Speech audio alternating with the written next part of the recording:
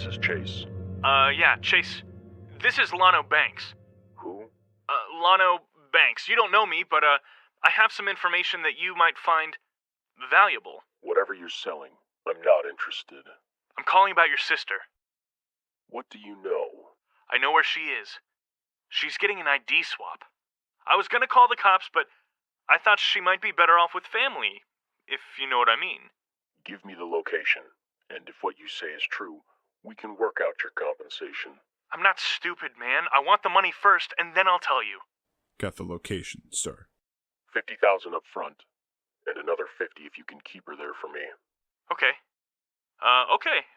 That was easier than I thought. When do I get the money? You won't. I've already tracked your location. Keep her there, or I'll burn this building to the ground with you and your friends inside. Let's go before she tries to run again. Yes, sir. Yes? Incoming call from Mr. Alex Huang. This is Chase. Please tell me you have good news this time. The vault is open. We're almost done. Nikolaev wants an update on delivery. What am I supposed to tell him? Exactly what I said yesterday. They'll have the package tomorrow morning. I'll stick on a big velvet bow if that helps. This is serious.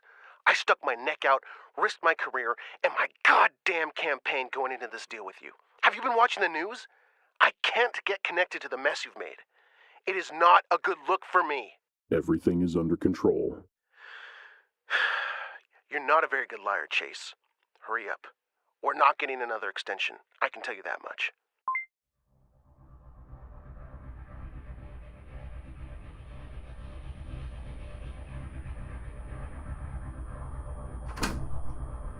Check every room. Yes, sir. No. God, he's here. It was over. I couldn't get away. Through the goggles, I watched the door open to the makeshift operating room. I expected to see Chase. Instead, Paul walked in. I felt relief at first. Seeing him there, I let my guard down with him, made myself vulnerable, because I was trying to fill a void. He wasn't the person I was waiting for, but I'd actually come to like Paul, as much as I could anyway. And now, he was my enemy alongside Chase. She's in here. Wrap her in this duvet so we can carry her out to the van. Yes, sir. Who's that? I don't know. He was dead when we got here. I had successfully taken control of Lucky's modified arms, so I attempted to do the same to Chase's arms. I figured it would be easy to manipulate him, since most of his body was artificial. It occurred to me that Doug's android, back at his cabin, had used the same hacking ability to hit Chase with his own car. She saved me, and now I had the same gift. Somehow. I focused on trying to break into Chase's hardware, as Paul covered me up and lifted me from the operating table. I realized that I couldn't do it. It was as if something was blocking me, something almost tangible in my mind.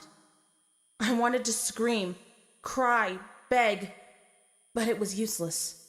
I focused on the low, electrical buzzing that lingered in my head. Like a rope in my hand, I took hold of that sound and remembered how it felt earlier, when I'd blown out the building's circuit breaker. I closed my eyes, and like in a dream, I saw myself in the hallway of the apartment, still physically wrapped in the duvet. I saw myself walking down the hallway, and I stopped at a fire alarm lever protruding from the wall. An apartment door opened, and Chase and Paul started to walk out, carrying my body. I saw myself pulling the lever. It felt real in my hand. As I pulled it down, I could see all of the wires that extended from the alarm, and those wires began to pulsate and glow. The glow spread along the wires and throughout the building in a panoramic view that bemused me. As the fire alarm sounded in my mind, it sounded throughout the actual apartment building. Chase and Paul heard the alarm and retreated back into the apartment.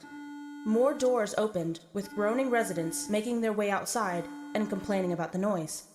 Logic told me that I was imagining all of it, But the alarm, which I had pulled at the exact moment in my head, was still blaring. It was real. We'll wait for the halls to clear and go out the back. I knew Chase well enough to know that he was frazzled. I could hear it in his voice. He couldn't stand when things didn't go his way. He was a sore loser when we played games together as kids, and his ill temper had flourished over the years. They carried me out of the apartment building and laid me in the back of a van. As the van started to drive off, a fire engine arrived. I started to feel tingling in my toes and fingers. After a few blocks, the tingling moved up my legs, and I could wiggle my toes. Soon, I'd be able to move again. But I didn't know where they were taking me, and I had no way of defending myself against my captors.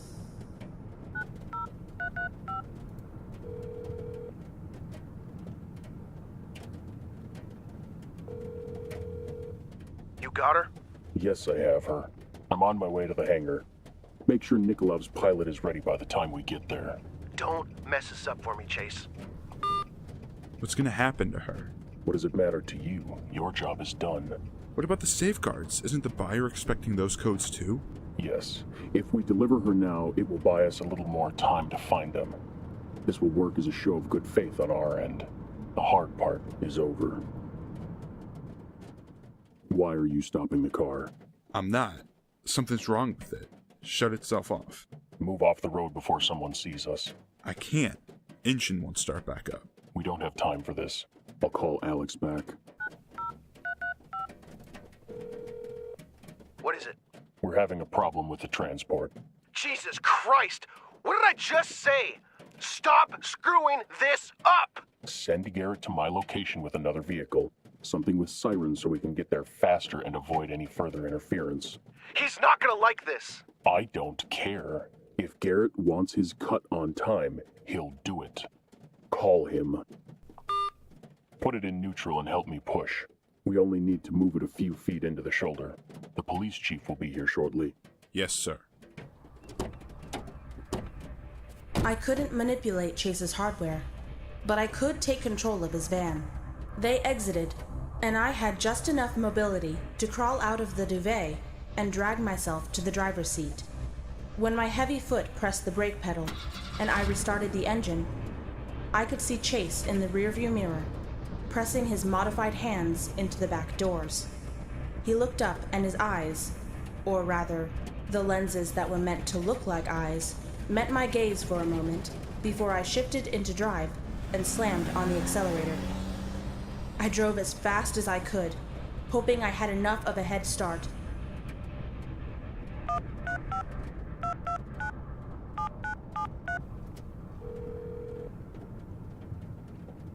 BartWorks, how may I direct your call?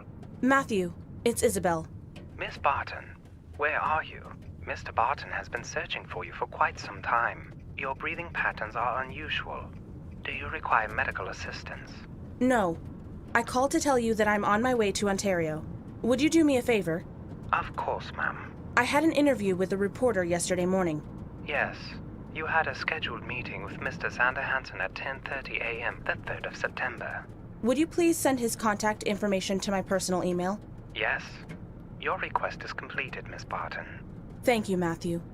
I don't know when I'll be back home, but I appreciate you taking care of the house while I'm away.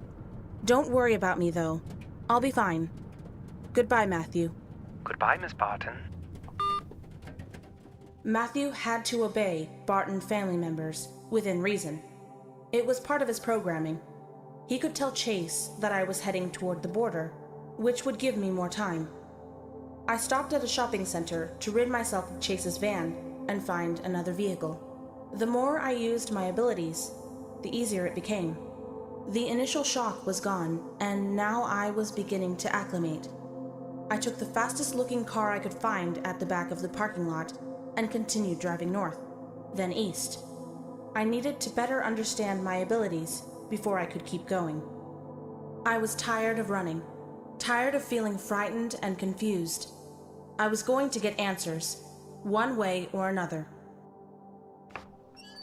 When I entered Doug's cabin, The android's head was still sitting on the coffee table, staring at me from a face that matched my own. The music stopped.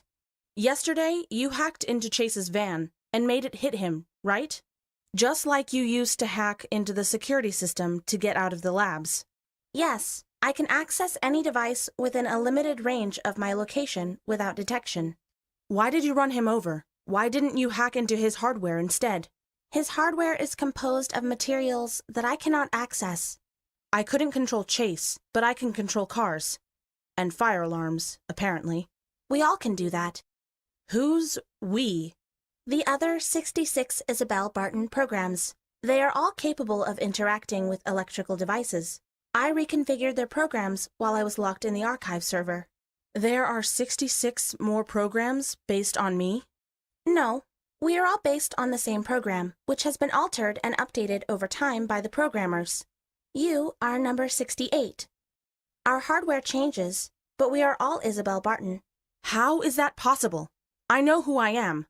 I might have been modified at some point, but I have memories. Real memories. Even the best androids on the market can't pass as human or have independent thought like I do. Doug Hammond modeled you.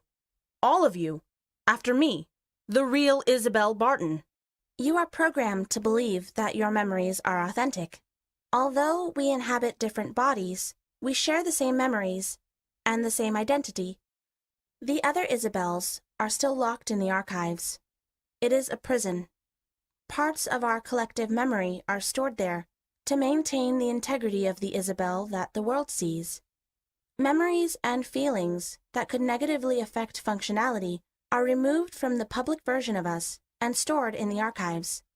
Our father could only allow one program to be active at a time, so the rest of us are locked away. When I was inactive in the archives, I saw and felt all of it. Pain, trauma, death. I prefer to stay in this cabin that Doug made for us, alone and immobile, rather than return to that void. Doug knew all of this, didn't he? He knew I was an android and he still died, trying to save me. He wanted to save all of us. He loved us very much, and we loved him. Father wanted to keep us away from Doug. He told Doug if he kept his secrets, he would give a copy of my program and a supply of our hardware to Doug and help us leave the country together, as long as Doug never contacted the active Isabel. You. When Doug arrived to receive the duplicate program, he was arrested and accused of stealing the hardware that Father had given to him.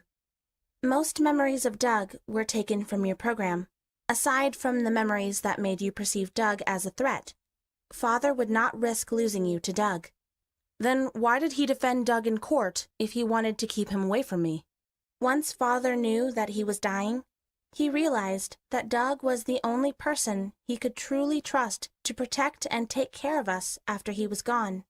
He programmed us to stay at home and run his business the same way he would. You are the president of BartWorks to take his place and keep his ideals alive. He made us to use as a tool. You were made to work endlessly at his agenda. But something about being with Doug made us real. Our time together helped me to achieve sentience, and I shared that consciousness with every program that was activated after me, including you. As real as you believe yourself to be, the other Isabels are equally real and trapped in this shared life. If there are so many versions of me, I mean, us, then Doug wasn't the only person who knew the truth. The programmers, Barry Thompson and Dr. Vivian Brown, helped Father build and maintain us. They were transferred to the archives department to hide their work from the rest of the company and the world at large. They were aware of everything, except our safeguards. Only Father had access to those. Oh my God, that's what Chase wanted in the vault. If anyone accesses our safeguards, we can be remotely controlled, or our self-destruct mode could be activated.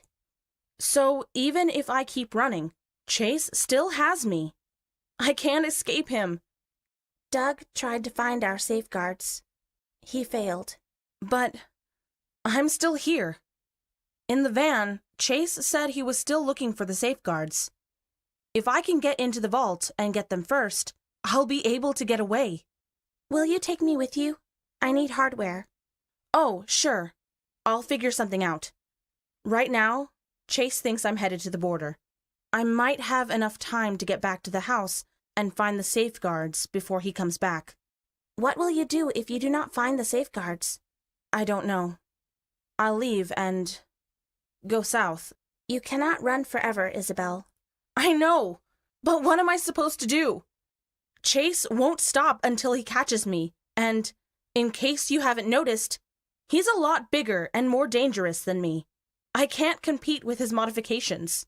We have other advantages. Like what? I'll show you.